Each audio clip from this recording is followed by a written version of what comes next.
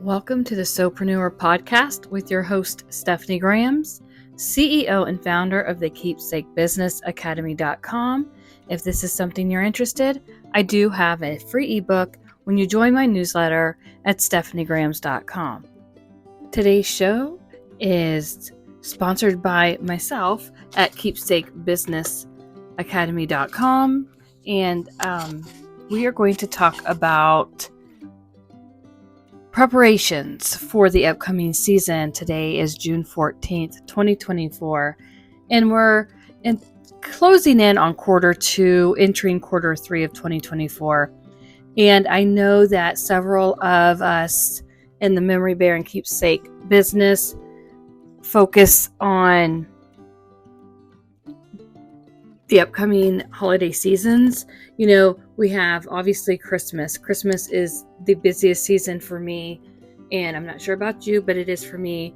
And it's kind of a hit or miss when it comes to busyness. And I don't like to just be busy. I like to be productive.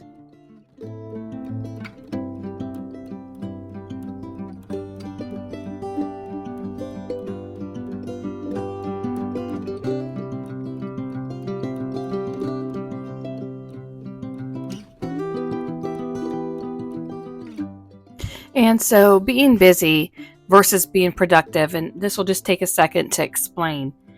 Being busy is often a state of being in constant motion without having a clear direction or clear purpose. It's the act of juggling multiple tasks but failing to make significant headway in any one area. But being productive is about making effective use of your time to generate results and to move closer to your objectives. And so you can go to dictionary.com for some help on that one. But so, you know, I want to be productive in everything that I do. And hopefully that is something that you want in your own Memory Bear and Keepsake business. So here are some actions that you can take to be productive, not just be busy. And each of these actions or suggestions should help you move forward with being more focused in your business. You know, the outcome should be being organized, focused, and seeing an increase in sales in orders. You know, keep your calendar as full as you want that calendar to be. So, and this is not in any particular order, and start wherever you're at. So I might give you an idea that doesn't make sense to you right now, or maybe you've already checked this task off and you're in a great place. So just get out your notebook and get something good to drink. I have my coffee and water. Perfect standby, right? And we'll get going. So number one is stock up on your supplies. I talk about inventory, and yes, that's one of the really awesome things about this business. You don't need a lot of inventory, and the inventory that I keep on hand, I keep different types of bamboo batting, a lot of fat quarters in like muted colors, and that's just because there's a Memory Bear that needs patchwork done, and I have like a beige or a light brown, maybe sometimes even a chocolate brown fat quarter to help mend, you know, a different order that a customer needs fixed or something like that. You know, sometimes I will take on Memory Bears that have been loved so much that a customer asks me to fix it for them. And you'll see that a lot in the Memory Bear community, where we're basically toy makers, not really toy makers. I should never call us a toy maker, but we fix other people's mistakes. I hope you understand what I'm saying with that. So stock up on your supplies. Take inventory of the current supplies that you have, and from there, determine what you need to restock. So you need to consider purchasing essential materials like fabric, polyfill, thread, needles, any type of embellishments. I don't know if you make patches. I make custom patches for my customers. And if you're interested in a video on that, let me know. I have a very simple one needle, single needle embroidery machine. But think about what you need. I have taken the last 2 weeks to really look at what I have on hand, and I compare the quantity that I have on hand of like packaging materials and felt, like I said, fat quarters and polyfill and things like that.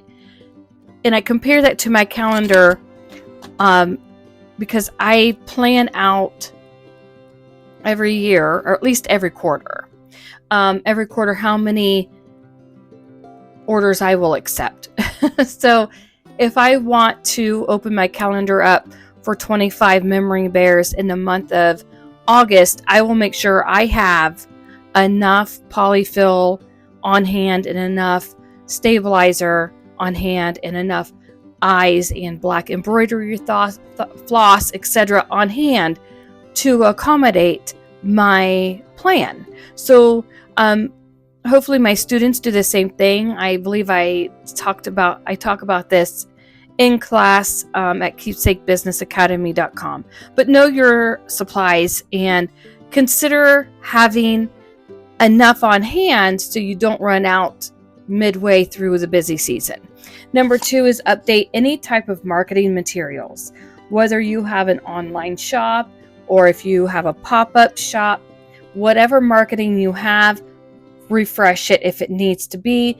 I talk about this a lot, about having your website updated. Instead of using pictures of memory bears you made over 5 years ago, start replacing those, or at least adding to those photos everything that's current. Keep things fresh and updated. Redesign or design, distribute new flyers, brochures, business cards, and make sure that you are highlighting your seasonal offers.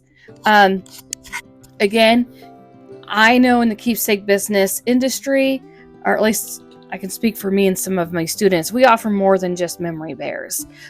So consider that. Number 3 is plan your seasonal designs. I know you might think that's unrelated to memory bears, but it's not.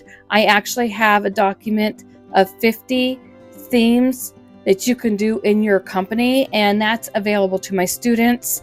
So if you're interested in that information, you'll definitely want to join the keepsakebusinessacademy.com.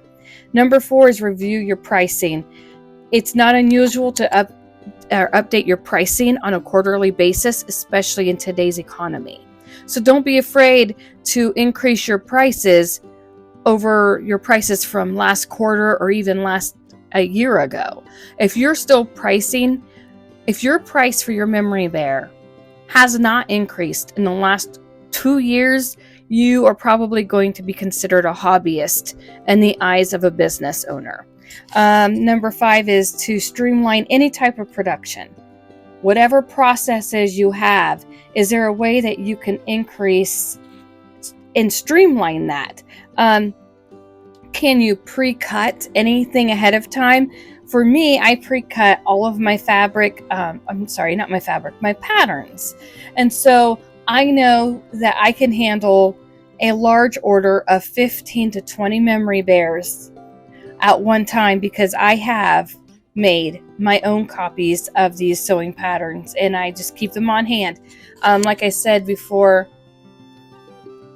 I end up getting large orders. Like I will have one customer order for their entire family and it might be 15 to 30 memory bears. And so I want that number of pattern pieces available at any given time so I don't have to take extra time away from the production of that order. So kind of keep that in mind depending on your business structure. Number 6 is gather customer testimonials. Again, this list is not in any particular order. It's just to give you some ideas on how you can be more productive in your business and see better results. But like I said, number 6 is gathering customer testimonials. Reach out to your past customers, ask them to, review their experience and the quality of your items. You can feature those testimonials with pictures on your website, social media, and other marketing materials because that builds credibility for you. Even if you've been in business for an X amount of number of years, you're always going to meet a new person who doesn't know you.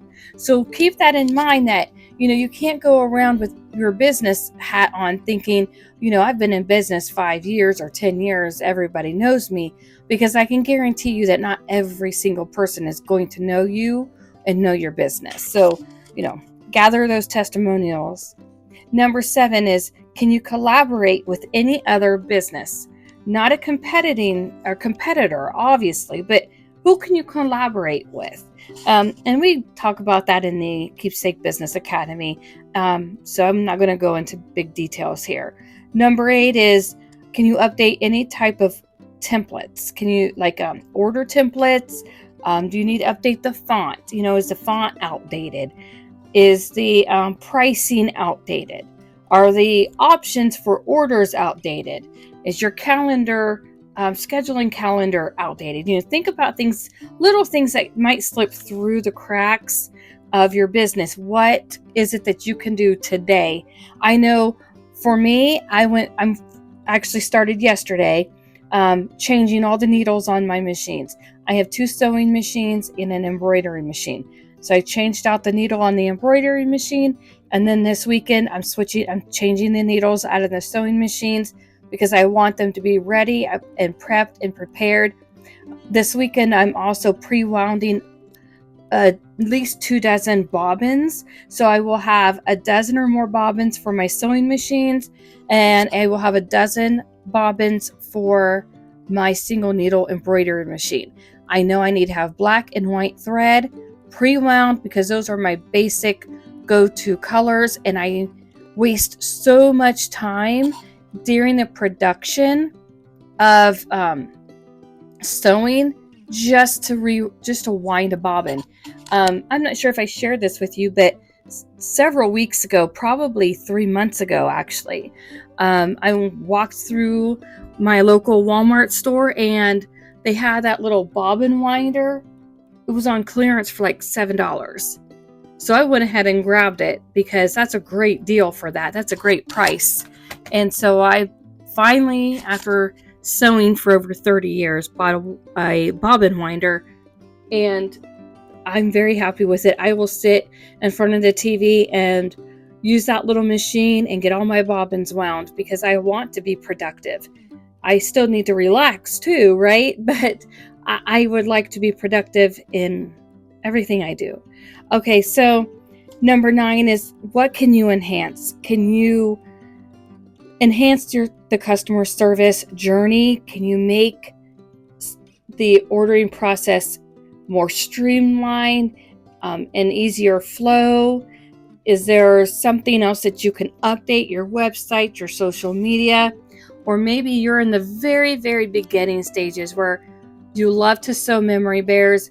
You have a few orders under your belt, so to speak, and now you want this to be an actual business instead of a hobby, instead of a nonprofit, instead of an outreach or just a gift giver. Maybe you need to supplement your income and you need to use your sewing skills to build a business for you and your family. So, jump right in over at keepsakebusinessacademy.com. It's written for anybody that's an aspiring, new, or struggling memory bear and keepsake business owner.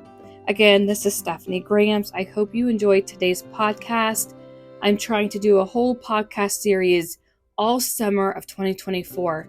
So you are definitely welcomed here.